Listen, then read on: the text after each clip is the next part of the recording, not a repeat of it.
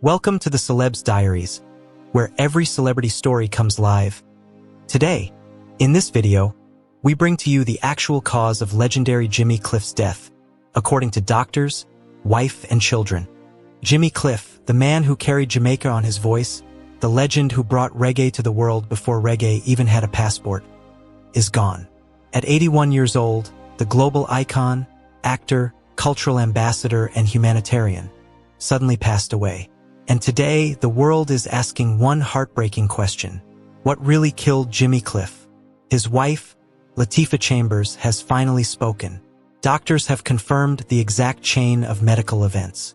And what happened in those final moments shocked many who believed Jimmy was still strong, still active, and still performing. In this documentary, we break down the true cause of his death, the final message from his wife, the new reactions from family and fans, and how his life story, from bamboo guitars to global stardom, made him one of the greatest musical voices of all time. Stay with me, because Jimmy Cliff's story deserves to be told with the same power he brought to the world. Now, let's delve into the story, the official cause of death. On Instagram, Jimmy Cliff's wife, Latifa Chambers, posted a statement that left fans worldwide in tears. She wrote, "It's with profound sadness that I share that my husband, Jimmy Cliff, has crossed over due to a seizure followed by pneumonia. This was not just an ordinary seizure. According to doctors close to the family, it was a sudden neurological event, the kind that becomes increasingly dangerous with age. The seizure caused complications, and before doctors could stabilize him, pneumonia, an aggressive infection, especially deadly for the elderly, quickly worsened his condition. Within hours, the world had lost one of its greatest musical warriors." Latifa continued, "To all his fans around the world, please know that your support was his strength throughout his whole career. Jimmy, my darling, may you rest in peace." Her message was signed by their two children, Lilty and Aiken, a family united in grief, but proud of the legacy he left behind. The humble beginning of a giant. Born James Chambers in 1944, Jimmy Cliff grew up in deep poverty in St. James, Jamaica, the eighth of 9 children. His childhood was tough. He made his first guitar out of bamboo. He wrote his first songs before he even owned a real instrument. He sang in church at age 6, and he left home at age 14, determined to chase music in Kingston. He took the name Cliff to represent the heights he wanted to climb in life. And climb he did. From struggling kid to chart-topping teenager. By 14, he had already recorded music. Then came his first breakthrough, Hurricane Hattie, written by Jimmy himself, hit #1 in Jamaica. This was the beginning of a journey that would take him far beyond the Caribbean. London, Island Records, and the rise of an international star.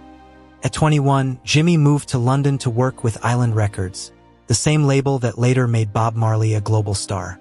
It wasn't easy. Record labels tried to westernize his sound.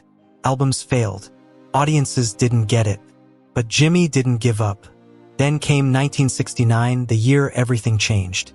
Wonderful World, Beautiful People became a global hit.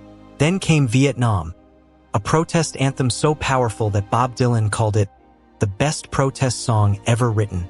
Jimmy Cliff had become a world artist, the movie that introduced reggae to the world. In 1972, everything exploded. Jimmy starred in the Jamaican film, The Harder They Come, a gritty, revolutionary movie that exposed Jamaica's music industry and corruption. His role as Ivan Martin made him a cinematic icon. The soundtrack, featuring Many Rivers to Cross, became one of the top 500 albums of all time. This was the moment reggae officially entered America. Jimmy Cliff didn't just sing reggae, he exported it. The global legacy Grammys, Hall of Fame, and worldwide tours. Over the next decades, he recorded Grammy-winning albums like Cliffhanger. He made global hits like I Can See Clearly Now, Cool Runnings soundtrack. He collaborated with the Rolling Stones. He toured the world well into his late 70s. And in 2010, he was inducted into the Rock and Roll Hall of Fame. Even Wyclef Jean said, "When we saw Jimmy Cliff, we saw ourselves. From Haiti to Africa, From Jamaica to Europe, Jimmy Cliff became the symbol of hope for millions. What meant the most to him, despite all the fame, all the awards, all the international respect, Jimmy valued something else more: the impact of his music on ordinary people. In 2012, he said, "When someone tells me my song made them go back to school, and now they're a teacher, that's my real success." For Jimmy Cliff, his greatest award was inspiring people to never give up. His final years and the silent battle. Jimmy continued performing, writing, and connecting with fans even in old age.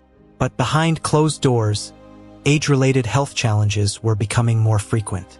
Doctors say elderly people who suffer seizures face high medical risks. And pneumonia, known as the old man's friend, can strike quickly and fatally. His passing wasn't expected, but it wasn't without warning signs. Still, he remained strong, positive, and hopeful until the very end. Jimmy Cliff came from nothing. A poor boy from St. James who made a bamboo guitar, who wrote songs before he knew chords, who believed he could reach the top and actually did. He gave the world hope, protest, culture, identity, and the belief that you can get it if you really want. He didn't just make music. He made history. And even though he is gone, his voice, his message, his spirit will continue to cross rivers and reach generations yet unborn. Rest in power, Jimmy Cliff. Your music will never die. If Jimmy Cliff's music touched your life, if his songs inspired you, lifted you, or carried you through hard times, the subscribe button, turn on notifications, join our community. You've been watching The Celebs Diaries, your destination for high-quality, factual, and visually engaging celebrity documentaries.